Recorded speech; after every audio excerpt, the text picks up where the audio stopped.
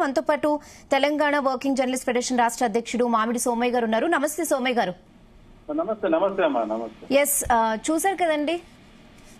చూశాను. ఇప్పుడు ఓయూలో పోలీసులు అంత దారుణంగా ఒక జర్నలిస్ట్ పట్టుకొని ఏదో రౌడీలను తీసుకువెళ్తున్నారు. అది చాలా దారుణం. ఇది జర్నలిస్టుల మీద ఇలాంటి దాడులు ఇంకా కొనసాగుతున్నాయి. ప్రభుత్వం మారిందని మనం సంతోషపడుతున్న రోజుల్లో ఈ ప్రభుత్వం కూడా, కాంగ్రెస్ ప్రభుత్వం కూడా ఇట్లా జర్నలిస్టుల పైన దాడులు చేయడం అనేది సరైనది కాదు. పోలీసులు అంత ఘోరంగా దారుణంగా విలేకరులని చెప్తున్నప్పటికీ, జీనియస్ రిపోర్టర్స్ కెమెరామెన్ అని చెప్తున్నప్పటికీ పోలీసులు ఆ విధంగా లాక్కెళ్లి జీబులోకి కార్ల ఎక్కించడం అనేది చాలా దారుణము. ప్రజాస్వామ్యంలో ఇలాంటి దాడులను మేము మాత్రం సహించము. తెలంగాణ వర్కింగ్ జర్నలిస్ట్ ఫెడరేషన్ దీన్ని తీవ్రంగా ఖండిస్తుంది. భవిష్యత్తులో ఇలాంటి సంఘటనలు జరగకుండా ముఖ్యమంత్రి రేవంత్ రెడ్డి గారు సీరియస్ గా చర్యలు తీసుకోవాలని చెప్పేసి డిమాండ్ చేస్తున్నామండి. అంటే పోలీసులేమో మేము జస్ట్ యూట్యూబర్స్ అనుకుని తీసుకెళ్లేమని చెప్తున్నారు. అక్కడ రిపోర్టర్ మెడలో ఐడి కార్డు ఉంది, జీ తెలుగు న్యూస్ అంటే ఆయన కూడా వాళ్ళకి డ్యూటీ చేస్తున్నారు. అవును, ఒకటండి. ఇవాళ యూట్యూబర్సా లేకపోతే మెయిన్ స్ట్రీమ్ మీడియా అనేది కాదు ఆడ సమస్య.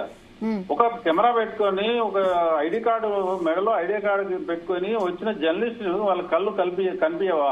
పోలీసుకు అనేది ఎంత నిర్లక్ష్యంగా ఒక రౌడీని లేకపోతే గుండాను దౌర్జన్యం చేస్తున్నట్టు వాళ్ళ మీద దౌర్జన్యం చేస్తే ఇలాంటి చర్యలు పోలీసులు జాగ్రత్తగా వ్యవహరించాలి కదా. ఒక న్యూస్ కవరేజ్ జరుగుతున్నప్పుడు వాళ్ళు మీడియా వల్ల కాదా అనేది తెలుసుకొని ప్రవర్తించాలి. కానీ ఇష్టం ఉన్నట్టు మీరెవరు, మీ ఇష్టం ఉన్నట్టు చేస్తారని చెప్పేసి దౌర్జన్యం చేయడం అనేది ప్రజాస్వామ్యంలో సహించరానిది. దీన్ని మేము తీవ్రంగా ఖండిస్తున్నాము.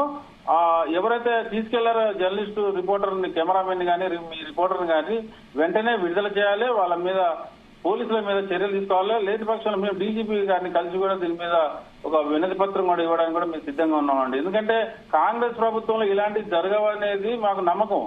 ఎందుకంటే మనం కోరుకొని తెచ్చుకున్న ప్రభుత్వం, ప్రజలందరూ కూడా కోరుకొని తెచ్చుకున్న ప్రభుత్వం. గత ప్రభుత్వంలో కూడా కొన్ని చాలా జరిగినాయి. ఉమ్మడి ఆంధ్రప్రదేశ్ లో కూడా ఇంకా ఘోరంగా జరిగినాయి. ఇప్పుడు జరగకూడదు అనేది కోరుకుంటాం. కాబట్టి ఇలాంటి సంఘటనలు జరగకుండా చర్యలు తీసుకోవాలని చెప్పేసి ప్రభుత్వాన్ని కోరుతున్నాం. అంటే ఈవెన్ ఫీడ్ కూడా డిలీట్ చేయాల్సిందే అని అన్నారు అని రిపోర్టర్ చెప్పారు. ఫీడ్ డిలీట్ సో దీన్ని ఎలా చూడాలి? అది డిలీట్ చేయాలని చెప్పడం అంటే ఇదేమన్నా సీక్రెట్ అండి? బహిరంగంగా జరిగే న్యూస్ అది.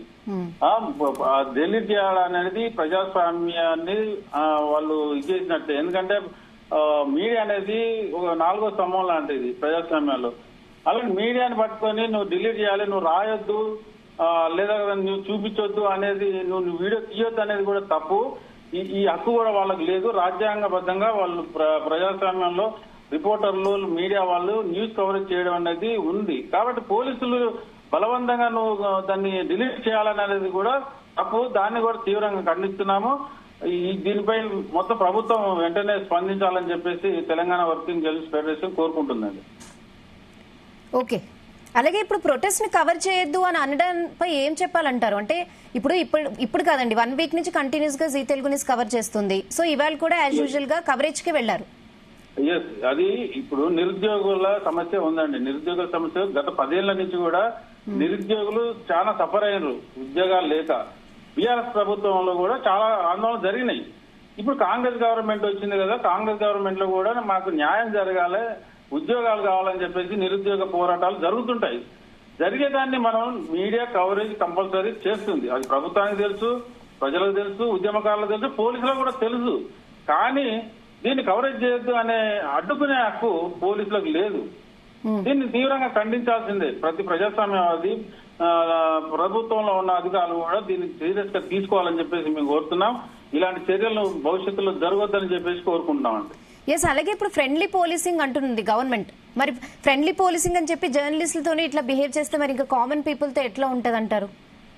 అదే ఒకటే అండి. ఇప్పుడు ఫ్రెండ్లీ పోలీస్ అనేది చాలా ఏళ్ళ నుంచి ప్రభుత్వం పోలీస్ యంత్రాంగంలో పెట్టింది. కానీ అది ఇంప్లిమెంటేషన్ అనేది జరగట్లేదు. ఫ్రెండ్లీ పోలీస్ ఎక్కడ ఉందండి?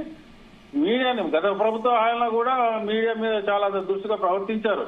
ఇప్పుడు కూడా ఈ ప్రభుత్వంలో కూడా పోలీసులు ఫ్రెండ్లీ పోలీస్ అనుకుంటూనే మీడియా, కనీసం మీడియా అనే ఆలోచన లేకుండా, మీడియాని చూడకుండా ఇలా విపరీతంగా దాడులు చేయడము, అరెస్టులు చేయడము, కొట్టడము, తిట్టడము, లేకపోతే బెదిరించడము ఇలాంటి సంఘటనలు చాలా చోట్ల జరుగుతున్నాయి. జిల్లాల్లో కూడా మాకు కంప్లైంట్స్ వస్తుంటాయి. మేము వెంటనే పోలీస్ అధికారులకు మాట్లాడి ఇలాంటి చర్యలు చేపట్టొద్దు, మా మీడియా మీద దాడులు చేయొద్దని చెప్పేసి కోరుతున్నాం. అయినప్పటికీ రోజు రోజుకు ఇలాంటి సంఘటనలు జరుగుతున్నాయి. ఈ సంఘటన మాత్రం మేము సీరియస్ గానే తీసుకుంటాం. వెంటనే ప్రభుత్వం దీని మీద యాక్షన్ తీసుకోవాలని చెప్పేసి డిమాండ్ చేస్తున్నాం. ఎస్ సోమయ్య గారు, అంటే కెమెరా కూడా తీసుకువెళ్లారు అని చెప్పారు. తెలంగాణ వర్కింగ్ జర్నలిస్ట్ ఫెడరేషన్ రాష్ట్ర అధ్యక్షుడిగా మీరు ఉన్నారు. సో దీనిపై ఏం చేయదలుచుకుంటున్నారు? కెమెరా కాదు, కెమెరా ఇచ్చేయాలి. ఏదైనా డ్యామేజ్ అయితే కూడా దానికి నష్టపరిహారం కూడా చెల్లించాల్సి వస్తుంది ప్రభుత్వము. మేము దీని మీద అవసరమైతే డీజీపీ గారిని లేకపోతే మంత్రులను కలుస్తాము. ప్రభుత్వాన్ని మేము కోరుతున్నాము, ఎలాంటి వారికి హాని తలపెట్టొద్దు, లేదా వాళ్ళ కెమెరా కానీ వాళ్ళ నష్టపరిహారం చెల్లించాల్సి వస్తుందని చెప్పేసి డిమాండ్ చేస్తున్నాం. ఓకే ఓకే సోమయ్య గారు, థ్యాంక్ యూ. రైట్ అండి.